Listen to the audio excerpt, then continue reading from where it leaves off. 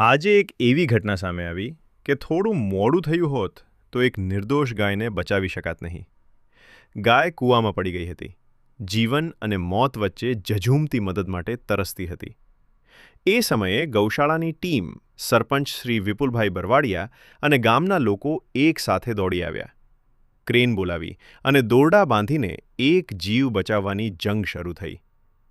પરંતુ આ સમગ્ર કામગીરીમાં એક નામ હંમેશા યાદ રહેશે: મેબો, જેમણે પોતાના જીવની જરા પણ પરવા કર્યા વગર કૂવામાં લટકતા લટકતા ગાયને બચાવી.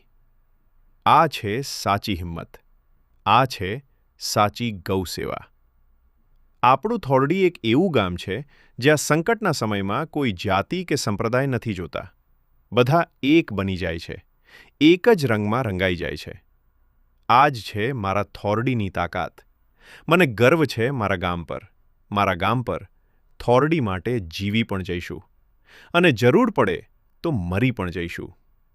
જય થોરડી, જય જય થોરડી.